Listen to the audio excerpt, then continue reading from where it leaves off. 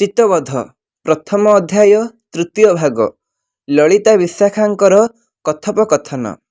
ଶୁକଦେବ କହୁଛନ୍ତି ପରୀକ୍ଷେ ଅନାଇ, ଏଥୁ ଅନ୍ତେ ଯାହା ହେଲା ଶୁଣ ମନ ଦେଇ। ଲଳିତା ଗୃହେ ବିଶାଖା ଧୀରେ ଧୀରେ ଯାଇ, ବୋଲନ୍ତି ଶୁଣ ଗୋ ସଖୀ କଥା ଏକ ତୁହି। ଦକ୍ଷିଣ ନୟନ ମୋର ସ୍ଫୁରେ ଘନ ଘନ, କେଜାଣି ଗୋପେ କି ଆଜ ପଡ଼ିବ କଷଣ। ପୁରୁଷଙ୍କ ବାମ ନେତ୍ର ଯେବେ ଗୋ ସ୍ଫୁରଇ, ଅବଶ୍ୟ ବିପତ୍ତି ତାକୁ ଅଚିରେ ଘଟଇ। ନାରୀର ସ୍ଫୁରଇ ଯେବେ ଦକ୍ଷିଣ ନୟନ, ଅବଶ୍ୟ ସଜନୀ ତାକୁ ପଡ଼ଇ କଷଣ। ଏକଥା ପଣ୍ଡିତ ମୁଖୁ ଅଛି ମୁହିଁ ଶୁଣି, ତେଣୁ କରି ମନେ ମୋର କରଇ ଭାଳେଣି। ବିଶାଖାର ବାଣୀ ଶୁଣି ଲଳିତା ବୋଲଇ, ଗୋପପୁରେ କୃଷ୍ଣ ଥିଲେ ବିପତ୍ତି ଗୋ କାହିଁ। ଆସିଥିଲା ପୂତନାଗ ବହୁ ଗର୍ବ କରି, ବେନି ସ୍ତନ ମଧ୍ୟେ ଦୁଗ୍ଧ କାଳପୁଟ ଭରି। ତୁଡ଼ିଶାଳେ କୃଷ୍ଣଙ୍କୁ କ୍ଷୀର ଖୁଆଇଲା, କ୍ଷୀର ପାଣ କରାଇଣ ନିଜେ ନାଶ ହେଲା। କ୍ଷୀର ସଙ୍ଗେ ତା ପ୍ରାଣକୁ ଶୋଷିଲେ ଗୋବିନ୍ଦ, ସେ କୃଷ୍ଣ ଥିଲେ ଆମ୍ଭର କେବେ ନାହିଁ ମନ୍ଦ। ଜାମଳାର୍ଜୁନେ ଅସୁର ଗୁପ୍ତେ ରହିଥିଲା, ଯଶୋଦା ରାଣୀ ତହିଁରେ କୃଷ୍ଣକୁ ବାନ୍ଧିଲା।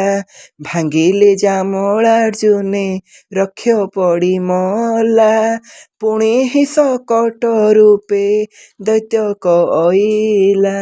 ମାଇଲେ ତାହାଙ୍କୁ କୃଷ୍ଣ ଏ ଗୋପ ନଗରେ, ବେନି ଫାଳ କଲେ ପୁଣି ଧରି ବକାସୁରେ।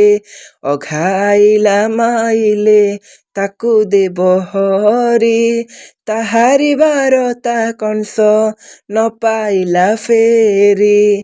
ଷଣ୍ଢା ତନୁ ବହି ପୁଣି ରାକ୍ଷସେ ଅଇଲା, ବୃନ୍ଦାବନେ ବତ୍ସା ମେଳେ ଗୁପ୍ତେ ରହିଥିଲା। ଚିହ୍ନି ମାଇଲେ ତାହାକୁ ସେଇ ନନ୍ଦବଳା, ଗୋପପୁରେ ଗୋପାଳଙ୍କ ଭୟ ଦୂର ହେଲା। ବତ୍ସାସୁର କୁଆବର ସେଇ ତ ମାଇଲା, ଯେତକ ପେଶିଲା କଂସ କେହି ନ ଫେରିଲା। ହରିର କରରୁ କେହି ନାହାନ୍ତି ବରତି, ସେଥିରେ ଗୋପରେ କାହୁଁ ପଡ଼ିବ ବିପତ୍ତି। ଜାଣିଲେଣି ମଧୁପୁର ନର ନାରୀମାନେ, ଗୋପେ ଗଲେ ଆଉ ନ ଫେରିବେ ରକ୍ଷମାନେ। ଏଣୁ ଉପାୟ କରିଣ ଦିଅନ୍ତି ପଠାଇ, ମନ ଜାଣି ତାହାଙ୍କୁ ମାରନ୍ତି ଭାବଗ୍ରାହୀ। ନ ଆସିଲେ ନିଶାଚରେ କଂସ କରେ ରୋଷ, ଆସିଲେ ଗୋପଙ୍କୁ କୃଷ୍ଣ କରନ୍ତି ବିନାଶ। ବୃନ୍ଦାବନେ କୃଷ୍ଣ ଚନ୍ଦ୍ର ଛନ୍ତି ପଣ କରି, ଯେତକ ଦୈତ୍ୟ ପେଶିବେ କଂସ ଗୋପପୁରେ। ଅବଶ୍ୟ ମାରିବି ସତ୍ୟ ସତ୍ୟ ଗୋ ମୋହର, ତୁମ୍ଭେ ଗୋପୀ ମାନେ କିଛି ଭୟ ହେ ନ କର। କୃଷ୍ଣର ବଚନ କେବେ ଅସତ୍ୟ ନୁହଁଇ, ସେହି ଭୟରେ ହେ ଆଉ ଆସିଲେଟି ନାହିଁ। ଲଳିତା ବୋଲଇ ସଖୀ ଶୁଣ ମୋ ବଚନ, ଦକ୍ଷିଣ ନୟନ ଯେବେ ସ୍ଫୁରେ ଘନ ଘନ। ଶ୍ରୀକୃଷ୍ଣର ନାମ ତୁହି ନିରନ୍ତରେ ଭାବ, ନାମେ ଆଶ୍ରା କଲେ ତୋର ବିପତ୍ତି ଘୁଞ୍ଚିବ। ଶ୍ରୀକୃଷ୍ଣ ଅଟନ୍ତି ଆମ୍ଭ ଜୀବନର ନାଥ, ତେଣୁ ସିନା ନାମ ବହିଛନ୍ତି ଗୋପୀନାଥ। ଆମ୍ଭର ସକଳ କଥା ତାହାଙ୍କୁ ଲାଗଇ, ସେଥିରେ ବିପଦ ପୁଣି କି କରିପାରଇ। ବିଶାଖା ଲଳିତା ଏହି ରୂପେ କୁହାକୁହି, ହୋଇବାର ବେଳେ ବୃନ୍ଦା ତହିଁ ମିଳିଯାଇ। ବୈଲିକ କଥା ଏକ କହିବଇ ମୁହିଁ, ଶୁଣିବଟି ଦୁହି ସଖୀ ସାବଧାନ ହୋଇ। କୃଷ୍ଣ ଆଜି ମୋର ପୁରେ ବିଜେ କରିଥିଲେ, ଗୁପ୍ତ ଭାବରେ ମତେ କଥାଏ କହିଲେ। ବୋଇଲେ ଲୋ ବୃନ୍ଦାବତୀ ଶୁଣ ମୋ ବଚନ, ଆଜି ଫୁଲ ତଳି ତୁ ଯିବୁ ବୃନ୍ଦାବନ। ସୁବାସ କୁସୁମ ମାନ ତଳି ତୁ ଆଣିବୁ, ଯତ୍ନ କରି ତାହା ନେଇ ପୁରେ ରଖିଥିବୁ। ଗୋପୀଗଣ ସଙ୍ଗେ ନେଇ ଆସିବଇ ଆଜ, କୁସୁମରେ ତାହାଙ୍କୁ ମୁଁ ସଜାଇବି ସଜ।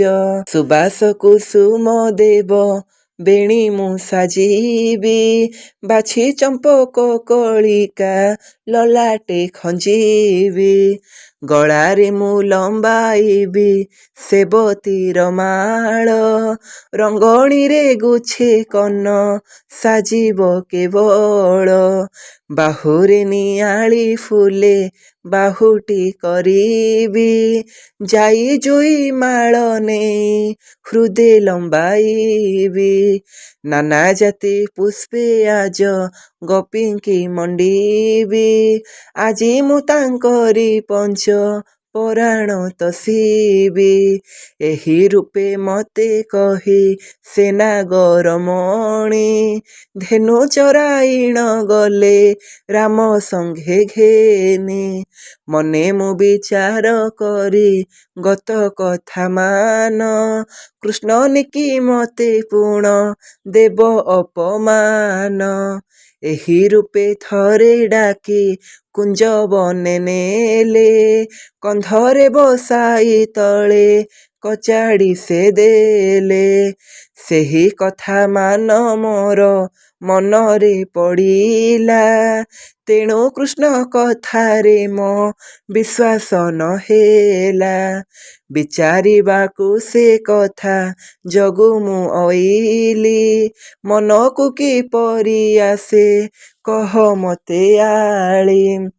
ମନରେ ବିଚାର ଗୋ କେମନ୍ତ କଥା ଏହୁ, ମାୟାଧର କୃଷ୍ଣ ମାୟା କରିବେ କି ଆଉ। ଶରଣ ଯାଏ ମନୁ ଗତ କଥା ଯେତେ, ତୁମ୍ଭେ ଗୋପୀ ମାନେ ଦେଖି ଅଛ ନେତ୍ର ପଥେ। ତୁମ୍ଭେ ସମସ୍ତେ ଯେ କଲ ଶୁଣି ମୋର ବନ, ତୁମ୍ଭ ଯୋଗ ସଖୀ ସିନା ପାଇଲି ଜୀବନ। ସେହୁ କଥା ମାନ ଶୁଣି ମନେ ଲାଗେ ଡର, ଆଉ ଯେତେ କଥା କଲେ ସେ ନଟ ନାଗର। ଆମ୍ଭର ପାଲଟା ବାସ ଚରାଇଣ ନେଲେ, କଦମ୍ବ ଡାଳରେ ନେଇ ତାହାଙ୍କୁ ବାନ୍ଧିଲେ। ଭୂତ ହୋଇ କରି ଦିନେ ରାଧାକ ଲାଗିଲେ, ଗୁଣିଆ ରୂପରେ ପୁଣି ଆସି ଛଡ଼ାଇଲେ। ମୂଷା ହୋଇ କରି ଖୋସା କାଟିଲେ ମାଧୋଇ, ମଞ୍ଜାରି ରୂପକୁ ଧରି ଦହି ଦୁଧ ଖାଇ। ସୁଶୀଳା ଘରୁ ଲବଣୀ ଦିନେ କଲେ ଚୋରି, ଦେଖି ବାନ୍ଧି ପକାଇଲା ସେ ସୁଶୀଳା ନାରୀ। ଗମ୍ଭୀରି ମଧ୍ୟରେ ତାଙ୍କୁ ପୁରାଇ ରଖିଲା, କବାଟ କିଳି ସୁଶୀଳା ନନ୍ଦପୁରେ ଗଲା। ଯଶୋବନ୍ତୀକୁ ଡାକିଲା ଯାଇ କ୍ରୋଧ ଭରେ, ଡାକ ଶୁଣି ଗୋପୀ ମାନେ ଧାଇଲେ ସତ୍ୱରେ।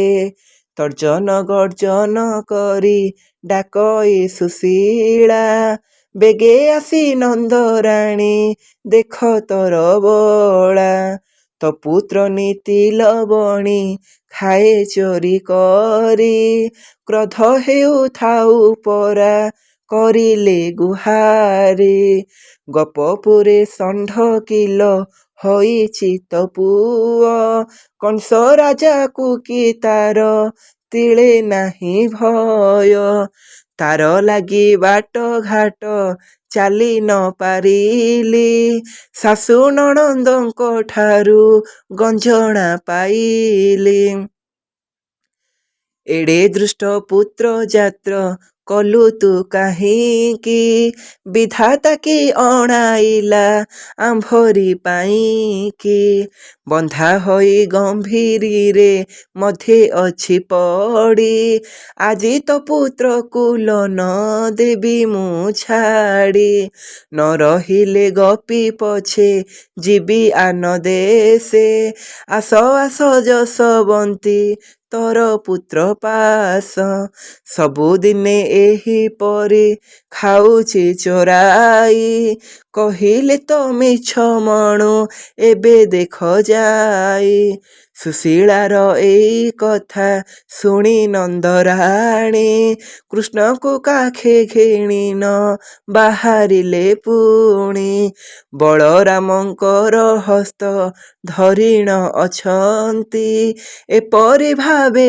ଯଶୋଦା ବାହାରି ଆସନ୍ତି, ସୁଶୀଳାକୁ ବୋଲନ୍ତି ସେ ଅତି କ୍ରୋଧ ହୋଇ, କାହିଁକି ଏପରି ରାଗ ହେଉଛୁ ଲୋ ତୁହି, ମୋର ପୁତ୍ରେ ଆଜି ଘରୁ ନାହାନ୍ତି ବାହାରି, କିପରି ଭାବେ ଲବଣା ଖାଇଲେ ତୋହରି, ମୋର କଥା ଶୁଣିଥାଅ ସର୍ବଗୋପୀମାନେ, ମୋ ପୁତ୍ର ନାମେ ମିଛ ଏ କହୁଛି କେଶନେ, ଦେଖଲ ଅଛନ୍ତି ରାମ କୃଷ୍ଣ ମୋର ପାଶେ, ଅକାରଣେ କୋପ ହୋଇ କହୁଛୁ ଅଦୋଷେ, ଏହିପରି ସବୁଦିନେ ଗାଳି ଦେଉଥାଉ, କେତେ ତପ କରି ମୂଲ ପାଇଛି ତନେ, ସୁଶୀଳା ଦେଖିଲା ଯଶୋଦାଙ୍କ ନିକଟରେ, କୃଷ୍ଣ ବଳରାମ ଅଛନ୍ତି କାଖର କ୍ରୋଡ଼ରେ, ଏହା ଦେଖି ସୁଶୀଳା ଯେ କିଛି ନ କହିଲା, ଆଶ୍ଚର୍ଯ୍ୟ ହୋଇଣ ତହୁଁ ଲେଉଟି ଅଇଲା, ନିଜ ମନ୍ଦିରେ ଆସିଣ ପ୍ରବେଶ ହୋଇଲା, କବାଟ ଫେଡ଼ି ଗମ୍ଭୀରି ଘରକୁ ଚାହିଁଲା, ଦେଖିଲା ଆପଣା ପୁତ୍ର ବନ୍ଧା ହୋଇ ଅଛି, ଲାଜରେ କାହାରେ ଆଉ ନ କହିଲା କିଛି, ଦେଖ କୃଷ୍ଣ ମାୟାଧର କି ମାୟା ଜାଣନ୍ତି, ଜାମାୟାରେ ଜଗି ଜନେ ପଡ଼ି ଭ୍ରମୁଛନ୍ତି, ଅଙ୍ଗରେ ଜ୍ୱର ଆସି ହୋଇଲେ ପ୍ରବଳ, ରୋଗକୁ ଚିହ୍ନି ଔଷଧ ଦିଏ ନନ୍ଦବାଳ, ଦଧି ବିକି ଗଲା ବେଳେ ସାଧୋଇ ସେ ଘାଟ, ନେବା ପାଇଁ ତାହା ପୁଣି କରେ କେତେ ନାଟ, ନିକୁଞ୍ଜ ବନରେ ବସି କରେ ବଂଶୀ ସ୍ୱନ, ପତିବର ତାର ବ୍ରତ କରଇ ଖଣ୍ଡନ, ବ୍ୟାଘ୍ର ରୂପ ହୋଇ କୁଞ୍ଜ ବନରେ ଡରାଇ, 16,000 ଗୋପୀଙ୍କୁ ଏକା ସେ ରମଇ, ଖର୍ବ କଲେ ଗର୍ବ ବହି ବାରୁ ବେଦବର, ଇନ୍ଦ୍ର ଦର୍ପ ଚୂର୍ଣ୍ଣ କଲେ ତଳି ଗିରିବର, କାଳି ଦର୍ପ ଦଳି ପଦ୍ମ ପୁଷ୍ପ ସେ ତଳିଲେ, ଜଳେ ନନ୍ଦ ବୁଡ଼ିଥିଲେ ତାହାଙ୍କୁ ଆଣିଲେ, ଆବର ଯେତକ କର୍ମ କଲେ ଦାମୋଦର, ଗୋପପୁର ଲୀଳା ସବୁ ଦେବ ଅଗୋଚର, ବୃନ୍ଦାର ବଚନ ଶୁଣି ଲଳିତା ବିଶାଖା ବୋଇଲେ ଗୋ ବୃନ୍ଦାବନେ ଯାଅ ଏକା ଏକା, ସୁବାସ କୁସୁମ ମାନ ତୋଳି ନ ଆଣିବ, ଶ୍ରୀକୃଷ୍ଣ କହିବା କଥା କେୟା ନ କରିବ। ଆଜି ରଜନୀରେ କୃଷ୍ଣ ତପୁରକୁ ଯିବେ, ଗୋପୀମାନଙ୍କୁ ଫୁଲରେ ସୁବେଶ କରିବେ। ଆମ୍ଭେମାନେ ତାହାଙ୍କର ବାଙ୍କ ଚୂଳେ ନେଇ, ନାନା ସୁବାସ କୁସୁମ ଖସିବା ଗୋ ସହି। ଜଗମୋହନ ରୂପକୁ ବସି ସଜାଇବା, ତେବେ ସିନା ସହି ତାଙ୍କ ମନକୁ ତୋଷିବା। ବେଗେ ଯାଅ ସଖୀ ତୁଲ ବିଳମ୍ବ ନ କର, ଯହିଁକି କରନ୍ତି ଶ୍ରଦ୍ଧା ଯଶୋଦା କୁମାର। ମାତା ପିତା ପତି ପୁତ୍ର ଆଉ ଗୁରୁଜନ, ଜାତି କୁଳ ସହିତରେ ନନ୍ଦର ନନ୍ଦନ। ବିଶାଖା ବଚନ ଶୁଣି ବୃନ୍ଦା ତର ତରେ, ସଖୀଙ୍କି ମେଳାଣି ମାଗି ଚଳିଲା ସ୍ୱର୍ଗପୁରେ। ସୁଝିନ ନୀଳ ପତଣି ଶାଢ଼ୀଏ ପିନ୍ଧିଲା, କୁଙ୍କୁମେ ମର୍ଦ୍ଧିଣ ତନୁ ସୁବେଶ ହୋଇଲା। ଶ୍ରୀକୃଷ୍ଣ ସୁମରି ବନେ ବିଜେ କଲା ବାଳା, ଅର୍କୁର ରଥରେ ବସି ସବୁ ଶୁଣୁଥିଲା। ଗୋପୀମାନଙ୍କର ଭାବ ଦେଖିଣ ସେ ବୀର, ଭାବେ ଗଦ ଗଦ ନେତ୍ର ବହେ ଅଶ୍ରୁଧାର। ବୋଲେ ଧନ୍ୟ ଗୋପୀମାନେ ଜୀବନ ତୁମ୍ଭର, ଭାବେ ବଶ କଲ ତେଣୁ ବ୍ରହ୍ମାଣ୍ଡ ଠାକୁର।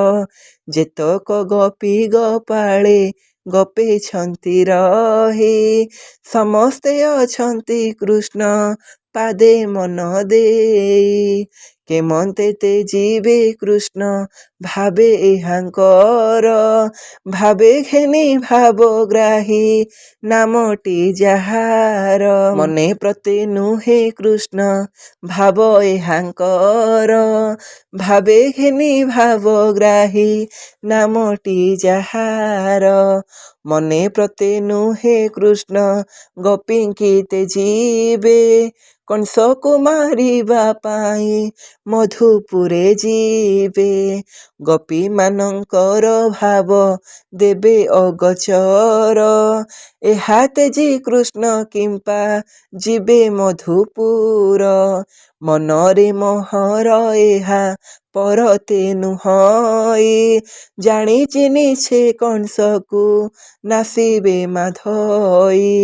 ଏହିପରି ଅର୍କୁର ଯେ ମନରେ ଭାବଇ, ଆପଣାକୁ ଧନ୍ୟ ବୋଲି ପୁଣି ହିଁ ଭାବଇ। ଅଚ୍ୟୁତ ଦାସ ଗୋପୀଙ୍କ ପାଦ ପଦ୍ମେ ଧାଇ, ଭାବେ ଏ ଚିତ୍ତ ବିନୋଦ ଗୀତକୁ ଲେଖଇ।